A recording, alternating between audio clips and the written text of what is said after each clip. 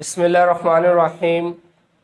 السلام علیکم ناظرین، میں ہوں محمد بلال، آپ دیکھ رہے ہیں بلال کانجو آفیشیل یوٹیوب چینل۔ گندم کی قیمتوں میں اضافے کے سبب ہمارے بہت سارے کاشتکار آج کل پوچھ رہے ہیں کہ جی اب بازار سے بیج لینا تو کافی مہنگا پڑے گا، تو کیا ہم اپنا گھر کا بیج استعمال کر سکتے ہیں؟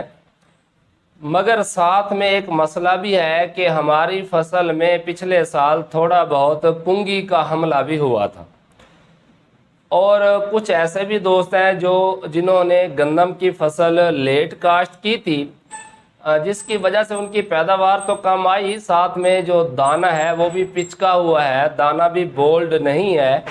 تو کیا ایسے دانوں کو بھی بطور بیج کاشت کیا جا سکتا ہے؟ تو سب سے پہلی بات کہ اگر آپ نے پچھلے سال گندم کی فصل کاشت کی تھی اور اس پر کنگھی کا حملہ ہوا تھا، تو کنگھی کے حملے کی وجہ سے بیج نہ رکھنا یہ کوئی ضروری نہیں ہے، کیونکہ کنگھی بیج سے پھیلنے والی بیماریوں میں شامل نہیں ہے۔ ہاں، یہ ضرور ہے کہ ایسی ورائٹی جس پر ہر سال کنگھی کا حملہ زیادہ ہوتا ہے بنسبت باقی ورائٹیوں کے، تو اسے اب ڈسکریج کرنا چاہیے، کاشت نہیں کرنا چاہیے۔ لیکن اگر آپ نے کوئی نئی ورائٹی لگائی تھی اور تھوڑا بہت اس پر حملہ ہو گیا تھا کنگھی کا، تو یہ کوئی ایشو نہیں ہے، کیونکہ کنگھی بیج سے پھیلنے والی بیماری نہیں ہے۔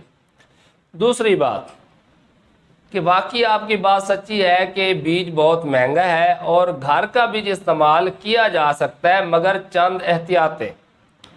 پہلی احتیاط تو یہ ہے کہ اس میں جڑی بوٹیوں کے بیج شامل نہ ہوں، یعنی آپ نے بیج کی گریڈنگ لازمی کرنی ہے، اور اس کے علاوہ جرمینیشن چیک کر لینی ہے بوائی سے پہلے کہ اگاؤ 85% سے بالکل کم نہ ہو۔ اچھا، اب یہاں پر ایک سوال آتا ہے کہ جی ہم جو تھریشر لگاتے ہیں تو اس دوران جو باریک دانے ہوتے ہیں وہ اکثر تھریشر کے اس پریشر کی وجہ سے جو بھوسا ہوتا ہے، توڑی ہوتی ہے، اس کے ساتھ چلے جاتے ہیں۔ اگر وہاں پر جو باریک دانے پڑے ہوتے ہیں جب اگلا سیزن آتا ہے تو وہ بھی اگ آتے ہیں، تو پھر یہ کیوں کہا جاتا ہے کہ بولڈ قسم کے دانے استعمال کریں، یعنی جاندار موٹا بیج استعمال کریں؟ دراصل اس کے سمجھنے کے لیے آپ کو پہلے دو باتیں سمجھنی پڑیں گی۔ ایک ہوتا ہے لفظ وائٹیلٹی اور ایک ہوتا ہے ویگر۔ وائٹیلٹی ہوتا ہے کسی بھی جاندار کا زندہ پن۔ مثلا ایک نشہ کرنے والا شخص ہے تو وہ بھی وائٹل ہے، زندہ ہے۔ ایک بیمار مریض ہے، اس کی سانسیں چل رہی ہیں، وہ اور کوئی کام نہیں کر سکتا، تو ہے وہ بھی زندہ، وائٹل ہے۔ تو یہ ہے اس کی وائٹیلٹی۔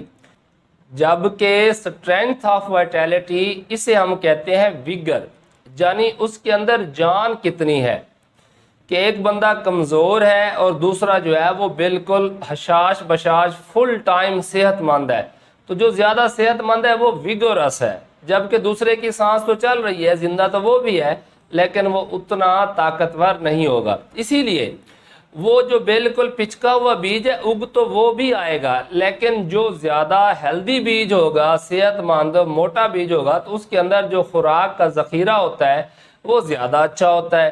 تو جب شروع میں بیج کا اگاؤ ہوتا ہے وہ بھی اتنا ہی اچھا ہوتا ہے، کیونکہ جب تک وہ نکلنے والا ننھا پودا اپنی خوراک خود تیار نہیں کرتا، اس بیج کے اندر محفوظ خوراک سے ہی وہ اپنی ضروریات پوری کرتا ہے۔ تو جتنا زیادہ بولڈ اچھا بیج ہوگا تو اتنی اس کی زیادہ اچھی خوراکی ضروریات پوری ہوں گی، اور جو ننھا پودا ہوگا وہ اتنا ہی زیادہ صحت مند ہوگا۔ جبکہ باریک بیج سے پودا تو نکل آئے گا لیکن اس کے سروائیول چانسز کم ہوتے ہیں بنسبت ہیلدی ویگورس سیڈ کے۔ تو پریشان ہونے کی کوئی ضرورت نہیں۔ اگر آپ نے اچھی نئی قسم لگائی تھی اور آپ کے پاس گھر کا بیج ہے تو اس کی گریڈنگ کرا لیں، جرمینیشن چیک کر لیں، بیج کو زہر لگا کے کاشت کریں، انشاءاللہ آپ کی بھرپور پیداوار آئے گی۔